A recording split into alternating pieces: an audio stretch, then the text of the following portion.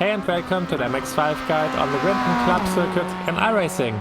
It's a very technical track which will take some time to learn, so if you want to compete for higher positions then you should plan a few practice sessions. You can also practice against my ghost car. You can find all the lap files on the community Discord, which is linked in the description down below. You can also find the telemetry on Garage 61, which is linked in the description as well. As you approach the first braking zone, you want to position the car on the edge of the track, right on the white line, to get the widest entry that's possible. Use the 50-meter board on the left side as marker for braking, hit the brakes, shift down into second gear and trail brake into the first turn. We are heading into a high speed section, which is why you want to be kinda aggressive on the throttle when you exit this turn to build up your momentum for the next sector.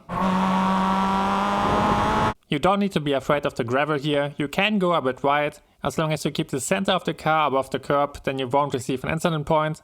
And even if you receive an incident point, it's still worth it to stay on the throttle instead of lifting. Turn in and lift when you reach the end of the outside curb you are driving on, and aim for the upcoming inside curb.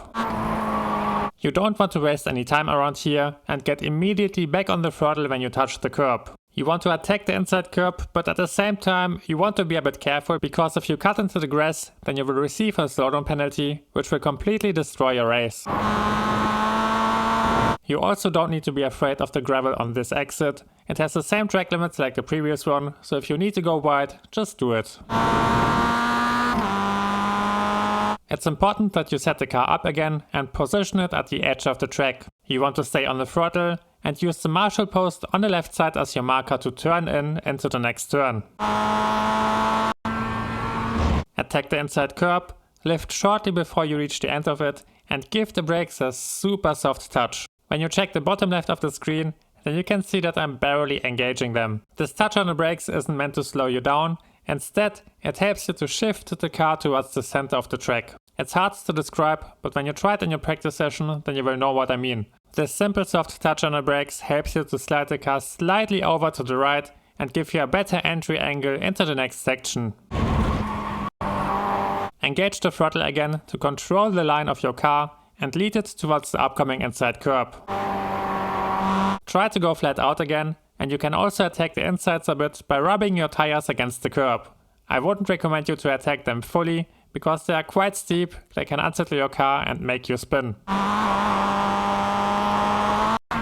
There's no great brake marker for this one, but you don't need one. You want to brake shortly after you leave the curb of the previous turn behind. You want to be around the center left of the track, hit the brakes, shift all the way down into first gear and be ready to counter steer. The rear of the car will be a bit loose, so it's important that you listen to your wheel and adjust your inputs accordingly. If you are losing the car around here, then you are most likely hitting the brakes too hard, so try to be a bit more gentle and don't overdrive the car.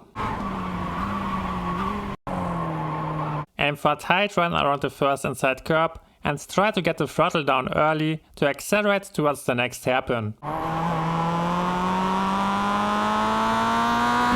Stay in first gear, position the car in the center of the track, and when you reach the inside curb on the left side, then you want to give the brakes a soft touch to adjust your speed.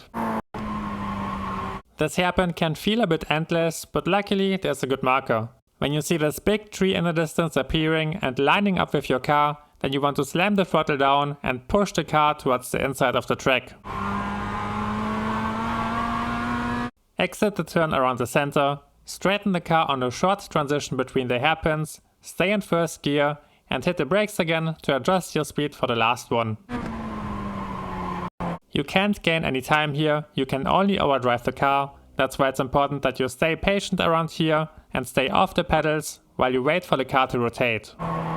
As you monitor the car, you want to stay aware and try to hit an early acceleration point, because we are heading onto a long straight. Anytime you are too late on the throttle around here will add up over the course of the whole straight, up until the next braking zone. So try to optimize your exit by pushing the throttle down as early as you can.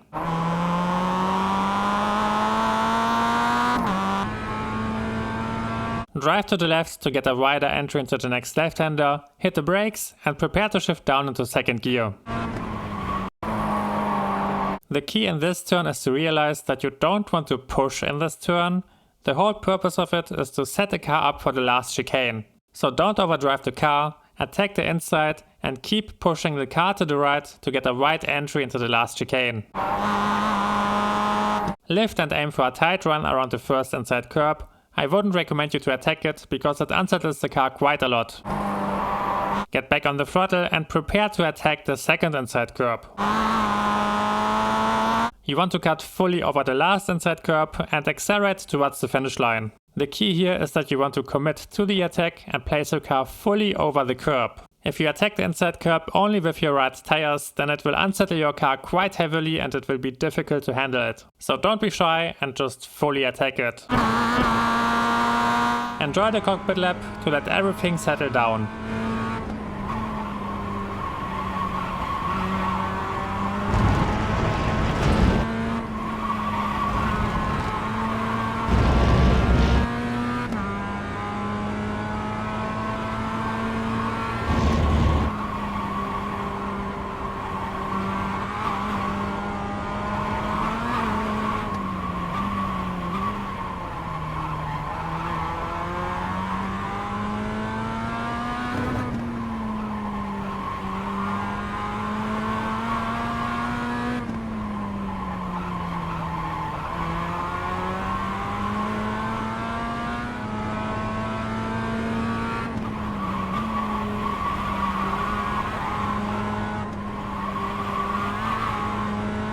That was the guide. Please leave a like if you enjoyed it.